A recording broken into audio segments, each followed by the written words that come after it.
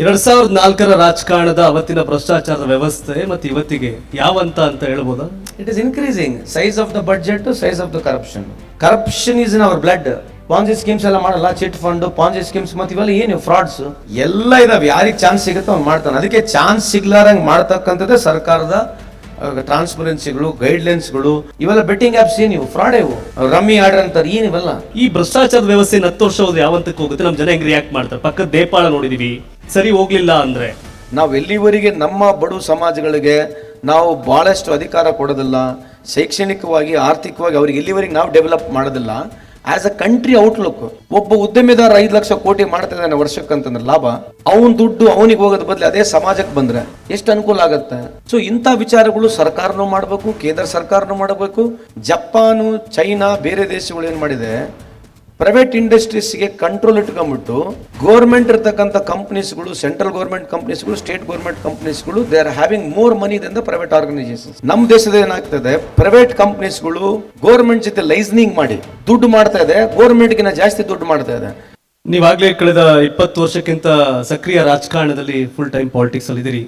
ಉದ್ಯಮ ಮತ್ತೆ ರಾಜಕಾರಣಗಳು 2004ರ ರಾಜಕಾರಣದ ಅವತ್ತಿನ ಭ್ರಷ್ಟಾಚಾರದ ವ್ಯವಸ್ಥೆ ಮತ್ತು ಇವತ್ತಿಗೆ ಯಾವಂತ ಅಂತ ಹೇಳ್ಬೋದಾ? It is increasing. Size of the budget to size of the corruption. Budget ಜಾಸ್ತಿ ಆದಂಗೆ ಕರಪ್ಷನ್ ಕೂಡ ಜಾಸ್ತಿ. ಆಬ್ವಿಯಸ್ಲಿ ಅಲ್ಲ, when the money flow is more in every aspect. ಈಗ ಪ್ರೈವೇಟ್ ಸೆಕ್ಟರ್ನಾಗ ಹೋಗ್ರಿ, ನೀವೊಬ್ಬ ಯಾರೊಬ್ಬ ಮಾರ್ಕೆಟಿಂಗ್ ಮ್ಯಾನೇಜರ್ ಅಂತ ಇಟ್ಕೊಳ್ಳಿ, ನೀವು ಒಂದು ಫ್ಯಾಕ್ಟ್ರಿಗೆ 100 ಫ್ಯಾನ್ ತಂದ್ರೆ ಅವನಿಗೆ 1-2 ಫ್ಯಾನ್ ಫ್ರೀ ಸಿಗ್ತವೆ. ಅವ್ನು ಮಾಡಲ್ವ corruption? Corruption is in our blood. Private government ಅಂತ ಏನಿಲ್ಲ. ಈಗ ಪಾಂಜಿ ಸ್ಕೀಮ್ಸ್ ಆಗ್ತವೆ, ಪಾಂಜಿ ಸ್ಕೀಮ್ಸ್ ಎಲ್ಲ ಮಾಡಲ್ಲ, ಚಿಟ್ ಫಂಡ್, ಪಾಂಜಿ ಸ್ಕೀಮ್ಸ್ ಮತ್ತೆ ಇವೆಲ್ಲ ಏನು ಫ್ರಾಡ್ಸ್, ಇವೆಲ್ಲ ಕರಪ್ಷನ್ ಅಲ್ವಾ? ಎಲ್ಲ ಸೆಗ್ಮೆಂಟ್ ಅಲ್ಲೂ ಇದೆ, ಎಲ್ಲ ಇದಾವೆ. ಯಾರಿಗೆ ಚಾನ್ಸ್ ಸಿಗುತ್ತೆ ಅವ್ನು ಮಾಡ್ತಾನೆ. ಅದಕ್ಕೆ ಚಾನ್ಸ್ ಸಿಗ್ಲಾರಂಗ್ ಮಾಡ್ತಕ್ಕಂಥದ್ದೇ ಸರ್ಕಾರದ ಟ್ರಾನ್ಸ್ಪರೆನ್ಸಿಗಳು, ಗೈಡ್ಲೈನ್ಸ್ಗಳು. ನಾವು ಆದ್ಮೇಲೆ ರಿಯಾಕ್ಟ್ ಆಗೋದಕ್ಕಿಂತ ಮುಂಚೆ, ಈಗ ಫಾರ್ ಎಕ್ಸಾಂಪಲ್ ಬೆಟ್ಟಿಂಗ್ ಆ್ಯಪ್ಸ್ಗಳು ಏನವು, ಇವೆಲ್ಲ ಬೆಟ್ಟಿಂಗ್ ಆ್ಯಪ್ಸ್ ಏನಿವು ಫ್ರಾಡ್ ಇವು, ರಮ್ಮಿ ಆರ್ಡರ್ ಅಂತಾರೆ ಏನಿವೆಲ್ಲ. Indirectly we are promoting it and we are acting to it. ನಮ್ಮಗ ಆಡ್ತಿರ್ಬೋದು, ನಿಮ್ಮಗ ಆಡ್ತಿರ್ಬೋದು, ಯಾರು ಆಡ್ತಿರ್ಬೋದು, ಬಟ್ ಆಡ್ತಾ ಇದ್ದಾರೆ. ಈಗ ಸದ್ಯಕ್ಕೆ ನಾವು ಮಾತಾಡೋಕಲ್ಲಿಗೆ ಬೆಟ್ಟಿಂಗ್ ನಡೀತಾ ಇದೆ. ಈಗ ಸದ್ಯಕ್ಕೆ ನಮಗೆಲ್ಲ ಗೊತ್ತಿದೆ. ಸಾರ್ವಜನಿಕವಾಗಿ ನಾವು ನೋಡ್ಕೊಂಡು ಸುಮ್ಮನೆ ಕೂತ್ಕೊಂಡಿರ್ತಕ್ಕಂಥದ್ದೇ ಈ ಸಮಾಜದ ಒಂದು ಪ್ರಮುಖವಾದ ವಿಷಯ. ಅಂದ್ರೆ ನಿಮ್ಗೆ ಇಡೀ ಕರ್ನಾಟಕದಲ್ಲಿ ಏನಾದ್ರೂ ಒಂದು 4-5 ಮಂದಿ ಅಂತ ಹೆಸರು ಹೇಳ, ನಿಮ್ಮ ಹೆಸರು ಹೇಳ್ಬೋದು. ಕಾರಣ ಇಷ್ಟೇ, 2025ರಲ್ಲಿ ನಾವಿದೀವಿ.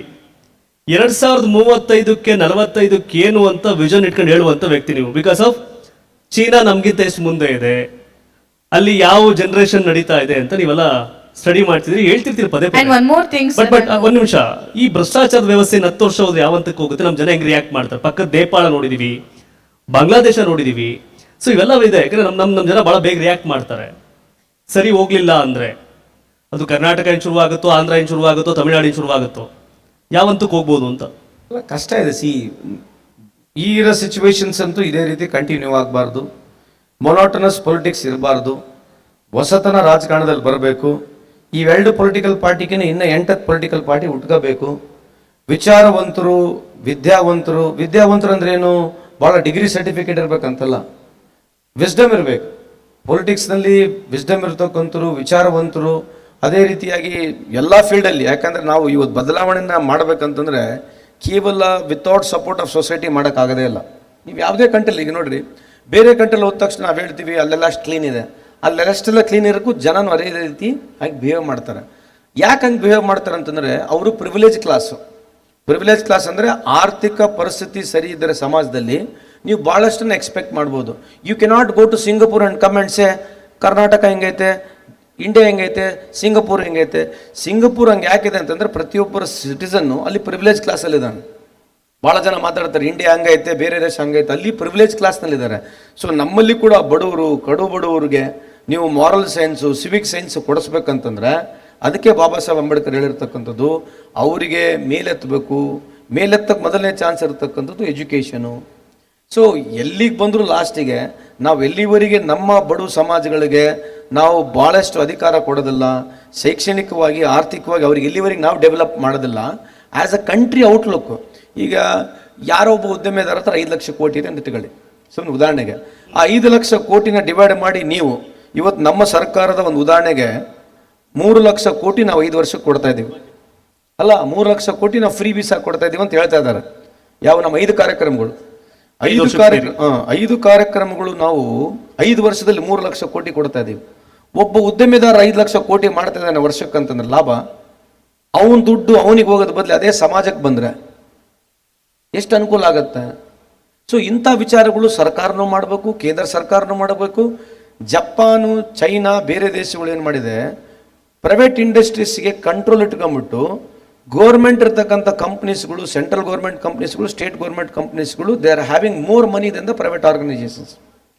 ಇಲ್ಲಿ ನಮ್ಮ ದೇಶದಲ್ಲಿ ಏನಾಗ್ತದೆ, ಪ್ರೈವೇಟ್ ಕಂಪ್ನೀಸ್ಗಳು ಗೋರ್ಮೆಂಟ್ ಜೊತೆ ಲೈಸನಿಂಗ್ ಮಾಡಿ, I am repeating this words very cautiously, ನೇರವಾಗಿ ಲೈಸನಿಂಗ್ ಮಾಡಿ ದುಡ್ಡು ಮಾಡ್ತಾ ಇದೆ, ಗೋರ್ಮೆಂಟ್ಗಿನ ಜಾಸ್ತಿ ದುಡ್ಡು ಮಾಡ್ತಾ ಇದೆ. ಹಂಗಾಗಿ ಏನಾಗಿದೆ, ಗೋರ್ಮೆಂಟ್ ಕಡೆ ದುಡ್ಡು ಕಮ್ಮಿ ಇದೆ, ಕೆಲವು ಉದ್ಯಮಿದಾರರ ಹತ್ರ ಗೋರ್ಮೆಂಟ್ಗಿನ ಜಾಸ್ತಿ ದುಡ್ಡಿದೆ. ಅದೇನಾಗುತ್ತೆ, ಗೋರ್ಮೆಂಟ್ ಕಂಪ್ನೀಸ್ಗಳನ್ನ ವೀಕ್ ಹೆಂಗೆ ಮಾಡ್ತಾರೆ ಅಂತಂದರೆ ಅಲ್ಲೇ ಕರಪ್ಷನ್ ಆಗೋದು, ಗೌರ್ಮೆಂಟ್ನ ವೀಕ್ ಮಾಡಿಬಿಟ್ಟು ಅವ್ರ ಬಿಸ್ನೆಸ್ನ ಜಾಸ್ತಿ ಮಾಡೋದು, ಎಕ್ಸ್ಪೋರ್ಟ್ ಅವರಿಗೆ ಅನುಕೂಲ ಮಾಡ್ತಕ್ಕಂಥದ್ದು, ಸರ್ವಿಸ್ಗಳಿಗೆ ಅವರಿಗೆ ಅನುಕೂಲ ಮಾಡ್ತಕ್ಕಂಥದ್ದು, ಮೈನಿಂಗ್ಗಳಿಗೆ ಅವರಿಗೆ ಅನುಕೂಲ ಮಾಡ್ತಕ್ಕಂಥದ್ದು, ಪೋರ್ಟ್ಸು, ಇಂಟರ್ನಲ್ ಟ್ರಾನ್ಸ್ಪೋರ್ಟ್ಗಳು, ಕಾಂಟ್ರಾಕ್ಟ್ ಸಿಸ್ಟಮ್ಸ್ಗಳು, ಓವರ್ ಆಲ್ ಇನ್ಫ್ರಾಸ್ಟ್ರಕ್ಚರ್ ಅವರಿಗೆ ಮಾಡಿ, ಕ್ವಾಲಿಫಿಕೇಶನ್ ಕ್ರೈಟೀರಿಯಾ ನಾವೇ ಸೆಟ್ ಮಾಡಿ, ಅವರಿಗೆ ಪಾರ್ಟಿಸಿಪೇಟ್ ಮಾಡಿಸಿ, ಅವರಿಗೆ ಟೆಂಡರ್ ಕೊಡೋದ್ರಿಂದ ಅದು ಅವರಿಗೆ ಲಾಭ ಆಗತ್ವೇ ಹೊರತು ಯಾವುದೇ ಸಂದರ್ಭದಲ್ಲಿ ಈ ದೇಶ ಜನತೆಗೆ ಲಾಭ ಆಗೋದಕ್ಕೆ ಸಾಧ್ಯನೇ ಇಲ್ಲ. ಸರಿ sir, will agree this. But the thing is, ಯಾವ ಗೌರ್ಮೆಂಟ್ ಬಂದರೂ ಕೂಡ ನೀವು ಹೇಳಿದಂತಹ ಉದ್ದಿಮೆದಾರರು ಯಾರೆಲ್ಲ ಇದ್ದಾರೆ, ಬಿಸ್ನೆಸ್ ಮೆನ್ಸ್ ಯಾರಿದ್ದಾರೆ, ಅವ್ರ ಜೊತೆ ಆತ್ಮೀಯವಾಗೇ ಇರೋದನ್ನ ನಾವು ನೋಡ್ತೀವಲ್ಲ. ಹೌದು, ಒಬ್ರಾದ್ರೆ ಇದನ್ನ ಉಲ್ಟಾ ಮಾಡಿ ತೋರಿಸ್ಬೇಕಲ್ವಾ? ಒಬ್ರಾದ್ರೂ ಅಲ್ಲಿಂದ ಹಿಂಸರಿದಾಗ ಮಾತ್ರ ನಾವು ವ್ಯವಸ್ಥೆ ಬದಲಾವಣೆ ನೋಡುತ್ತಾ ಆಗ್ಬೋದಲ್ಲ. ಈ ಇಶ್ಯೂ ಇನ್ಕ್ಲೂಡಿಂಗ್ ಮೀ ಕೂಡ ಇದೆ. I am not out of this. ಈ ಇಶ್ಯೂನ ಇವತ್ತು ನಾವು ಅಡ್ರೆಸ್ ಮಾಡಿದ್ದೀವಿ. It has to build on. ನಾನು ಹೇಳಿರೋ ಇಶ್ಯೂ ಕೆಲವು ಜನ ಲೈಕ್ ಆಗ್ಬೋದು, ಕೆಲವು I am not the solution for every problem. I am not the solution for every problem. ನೀವು ನಾಳೆ ನಿಮ್ಮ ಟಿವಿ ಕರಪ್ಷನ್ ನಡೆಸಿದ್ರೆ ಬೇರೆದವ್ರಿಗೆ ಏನು ಕರಪ್ಷನ್ ನಡೆಯಂಗಿಲ್ಲ ಅಂತ ಏನು ಗ್ಯಾರಂಟಿ ಇದೆ? If I am right, it doesn't mean that everything is right. So it has to slowly percolate into the society. Never, there are so many problems. For every problem, I am not the reason. I could be one among the reason for it, being an integral part of it. So ಅದಕ್ಕೆ ಇದು larger ಆಡಿಯನ್ಸ್ನಲ್ಲಿ ಹೋಗ್ಬೇಕಂತ ವಿಚಾರಗಳನ್ನ, ಇಂಥ ವಿಚಾರಗಳನ್ನ momentum ಹಿಡಿಬೇಕು. ಯಾಕಂದ್ರೆ this country requires everything, requires A momentum ಇಲ್ಲ ನಮಗೆ ಏನು ಮಾಡೋಕ್ಕಾಗಲ್ಲ. ಈ ವಿಚಾರಗಳು ಇಲ್ಲೇ ಕಸದ್ಪಟ್ಟೆ ಹೋಗ್ಬಿಡ್ಬೋದು. ಈ ವಿಚಾರಕ್ಕೆ ಒಂದು ಲೈಕ್ ಬರಲಿಕ್ಕೆಲ್ಲ 100 ಡಿಸ್ಲೈಕು ಬರ್ಬೋದು. ಸೊ ವಿಚಾರ ಅಂತಕ್ಕಂಥದ್ದನ್ನು ಯಾವಾಗಲೂ ನಾವು ವಿಮರ್ಶೆ ಮಾಡಿ ಸಮಾಜಕ್ಕೆ ಹೋದ್ಮೇಲೆ ಸಮಾಜದನ್ನು ಪಿಕಪ್ ಮಾಡ್ತಾ ಹೋದಾಗ ಅಲ್ಲೇ ನಮಗೆ ಬದಲಾವಣೆ ಕಾಣಲಿಕ್ಕೆ ಸಾಧ್ಯತೆ ಇದೆ. ಯಾಕಂದ್ರೆ we are more of a democratic country. It's not like China, it's not a communist country. Different walks of ಲೈಫ್ನ different country, different culture, they behave differently. So ಬೇರೆ ಕಂಟ್ರಿನ ಡೈರೆಕ್ಟಾಗಿ ಕಾಪಿ ಮಾಡೋಕ್ಕಾಗಲ್ಲ. ಬಟ್ ನಾವು ವಿಚಾರಗಳನ್ನ ಜಾಸ್ತಿ ಒಯ್ದಂಗೆ ಜನರ ಹತ್ರ ಪಾಸಿಟಿವ್ ವಿಚಾರಗಳನ್ನ ಚರ್ಚೆ ಮಾಡ್ತಾ ಹೋದ್ರೆ, ಇದೇ ವಿಚಾರನ ಪ್ರತಿ ಹಂತದಲ್ಲಿ ನಾವು ಮಾತನಾಡ್ತಾ ಹೋದ್ರೆ ಇಂಥ ಹಲವಾರು ಒಳ್ಳೊಳ್ಳೆ ವಿಚಾರಗಳು ಬೇರೆ ಹತ್ರದಲ್ಲಿ ಕೂಡ ಇರ್ತವೆ. ನಂದೇ ಫೈನಲ್, ನಂದೇ ಬೆಸ್ಟ್ ಅಂತ ಹೇಳಲ್ಲ. ಒಳ್ಳೆ ವಿಚಾರಗಳನ್ನ ನಾವು ಪದೇ ಮಾತನಾಡ್ತಾ ಹೋದ್ರೆ ಮೊಮೆಂಟಮ್ ಬಿಲ್ಡ್ ಆದ ತಕ್ಷಣ that will automatically percolate in society, then it will come back to politics again will give back to society. Yes, vision ಇದೆ, ಏನು ಏನು ಮಾಡಬೇಕು ಅಂತ ಹೇಳ್ತೀರಿ. ಈ ಕಾರಣಕ್ಕೆ ಹಿಂಗಾದ್ರೆ ಸರ್ಕಾರಿ ಸ್ವಾಮ್ಯದ ಕಂಪ್ನಿಗಳ ಈ ಥರ ಆದರೆ ಹಿಂಗಾಗುತ್ತೆ. ಹಣ ಕೇವಲ ಖಾಸಗಿಯವ್ರ ಹತ್ರ ಸೇರ್ಕೊಂಡಿದೆ. ಸೊ ಹಿಂಗಾದಾಗ ಇಂಬ್ಯಾಲೆನ್ಸ್ ಆಗುತ್ತೆ. ಅದೇ ನಮ್ಮ ದೊಡ್ಡ ಸಮಸ್ಯೆ ಅಂತ ಒಂದು ಪ್ರಸ್ತಾಪ ಮಾಡಿ ಹೇಳ್ತಾ ಇದ್ದೀರಿ. ಅಲ್ಲ, ನಂದು ಉದಾಹರಣೆ, ಸಾರಿ, ಖಾಸಗಿ ಸಂಸ್ಥೆಗಳು ರೊಕ್ಕ ಮಾಡಬಾರ್ದಂತಲ್ಲ. ಫಾರ್ ಎಕ್ಸಾಂಪಲ್ ಐಫೋನ್, ಅವನೇನು ಯಾವುದು ಗೌರ್ಮೆಂಟ್ ಏನಿಲ್ಲ, ಅವನೇ ಸ್ವಂತ ಒಂದು ಐಫೋನ್ ಮಾಡ್ತಾನೆ. ಅವನ ಐಫೋನ್ ಮೊನ್ನೆ ಮಾರಿರ್ತಕ್ಕಂಥ ಐಫೋನ್ Pro 17 ನಮ್ಮ ಕೇಂದ್ರ ಸರ್ಕಾರದ ಬಡ್ಜೆಟ್ಗಿಂತ ಜಾಸ್ತಿ ದುಡ್ಡು ಮಾಡ್ಕೊಂಡಿದ್ದಾನೆ. 50 ಲಕ್ಷ ಕೋಟಿಗೂ ಜಾಸ್ತಿ ದುಡ್ಡು ಒಂದು ಫೋನ್ ಕಂಪ್ನಿ ಮಾಡ್ತು. We are proud of it. ಯಾವುದೇ ಸಂಸ್ಥೆ ಸರ್ಕಾರದ ಉಪಯೋಗಗಳನ್ನು ತಗೊಂಡು, ಸರ್ಕಾರದ ಉಪಯೋಗಗಳು ಸರ್ಕಾರದಿಂದನೇ ಲಾಭ ಪಡೆದು ಸಬ್ಸಿಡಿ ಪಡೆದು ಮಾಡಿರ್ತಕ್ಕಂಥಲ್ಲ ಅಂತ R&Dಗಳು, ರಿಸರ್ಚ್ಗಳು, ಟಾಟಾ ಭಾಳಷ್ಟು ಕಂಪ್ನೀಸ್ಗಳು ನಮ್ಮ ಇಂಡಿಯಾದಲ್ಲಿ ಇದ್ದಾವೆ. ಬಟ್ ಇತ್ತೀಚಿನ ಕಂಪ್ನಿಗಳು ಲೈಸನಿಂಗ್ ಮಾಡಿ ಸರ್ಕಾರದ ವಲಯದಲ್ಲಿ ನಿಂತ್ಕೊಂಡು ಸರ್ಕಾರಕ್ಕೆ ಟೋಪಿ ಹಾಕಿ ಇವ್ರು ಜಾಸ್ತಿ ದುಡ್ಡು ಮಾಡಿದರೆ, ಅದು ಯಾವುದೇ ಸರ್ಕಾರಗಳಿರಲಿ, ಕೇಂದ್ರದಲ್ಲಿ ನಮ್ಮ ಸರ್ಕಾರ ಇರಲಿ, BJP ಸರ್ಕಾರ ಇರಲಿ, ರಾಜ್ಯದಲ್ಲಿ ಯಾವುದೇ ಸರ್ಕಾರಗಳಿರಲಿ, ಇದನ್ನು ನಾವು ಮುಂದಕ್ಕೆ ಬರ್ತಕ್ಕಂಥ ದಿನಗಳಲ್ಲಿ ಗೋರ್ಮೆಂಟ್ ಶುಡ್ ಬಿಕಮ್ ಫೇಲ್ ಆಗ್ಬೋದು ನಾವು ಕೆಲವು ಸಂದರ್ಭದಲ್ಲಿ. ಬಟ್ ಗೋರ್ಮೆಂಟ್ ಶುಡ್ ಬಿಕಮ್, ಯಾಕಂದ್ರೆ ನಮ್ಮಲ್ಲಿ ಎಲ್ಲ ಇದೆ. ಸ್ಟೀಲ್ ಮೇಕಿಂಗು ನಾವೇ ಮಾಡ್ಬೋದು, ಕೋಲ್ ಪ್ರೊಡಕ್ಷನ್ಸು ನಾವೇ ಮಾಡ್ಬೋದು, ಮೈನಿಂಗ್ ನಮ್ಮ ಹತ್ರದ ಮೈನಿಂಗ್ ರೇಟ್ಸೇ ಸರ್ಕಾರದ್ದು, ಈ ದೇಶದ ಮೈನಿಂಗ್ ರೇಟ್ಸ್ಗಳನ್ನ ನಾವೆಲ್ಲ ಇಂಥವನ್ನ ಪ್ರೈವೇಟೈಸ್ ಮಾಡೋಣ. ಬಟ್ ಲಿಮಿಟಲ್ಲಿ ಇರಬೇಕು.